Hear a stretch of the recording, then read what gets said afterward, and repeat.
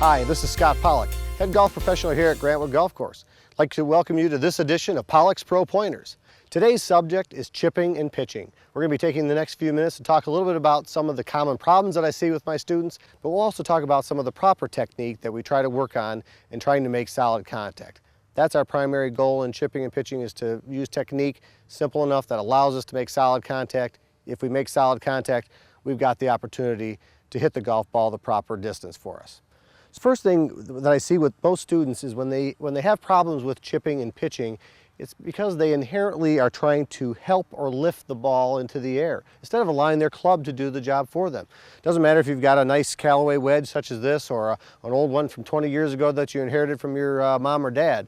We need to allow the club to do its job. And what I mean by that is we need to strike down upon the golf ball to allow it to go up. If we try to help or lift the ball in the air and our club is going up through the impact area, we are not going to strike the ball properly. So again, as a couple of the common errors I see when people are having trouble in their chipping is their weight stays back on their right side and their club is going up through impact. If our club is doing that and going up as we get to the golf ball, your club is going to bottom out behind the golf ball, and one of two things will happen.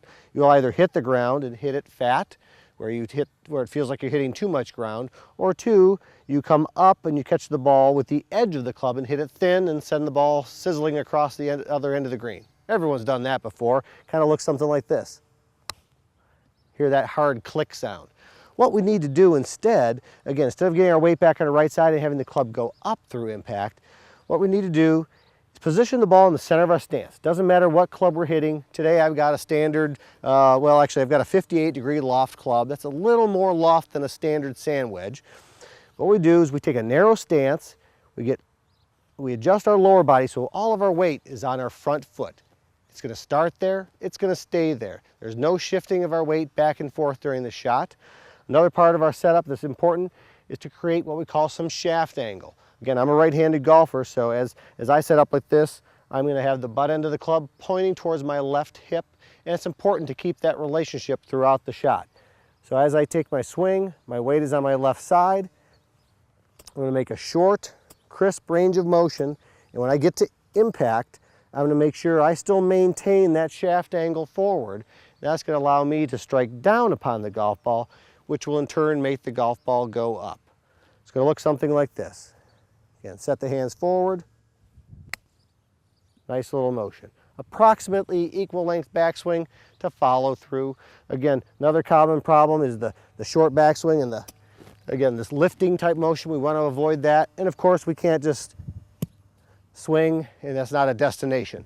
We want to swing through the impact area. So weight on your left side, create a little angle, maintain it.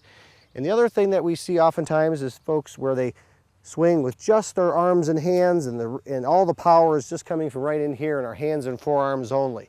Even on a small shot like this, what we'll notice in proper technique, my hands and wrists are fairly firm on the club, but we're going to make sure even on a small shot like this that we engage our larger muscles and have some rotation toward the target. So as I follow through, even a small shot like this, I'm going to allow my right side of my body to release forward as I'm hitting this shot. Now again, I'm pitching out of fairway grass here. Same rules apply when we're hitting out of the rough here. Got a couple of balls here in the rough. Anytime we're in the rough, I said our quality of contact is going to be compromised a little bit, so your technique has to be really sharp when you're here. Any weaknesses in your technique will really be exposed when we're in thick rough like this.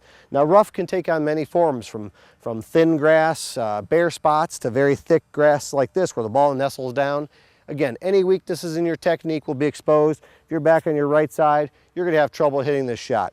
So if you can keep your weight on your left side, allow your body to rotate through, keeping your weight on that left side, maintain this shaft angle, you're going to hit solid shots regardless of where you're at. So again, try those techniques. That should help you out a little bit. Your first order of duty is to make solid contact with the golf ball. If you can strike the ball solidly, you're going to have an opportunity to hit it the right distance. If you hit it the right distance, you're going to have a few more opportunities to get it up and down from around the green. Thanks again. Hope you enjoyed this. If you'd like to spend a few more minutes with either myself, Carrie, or TJ, working on your short game, we'd love to see you. Thank you.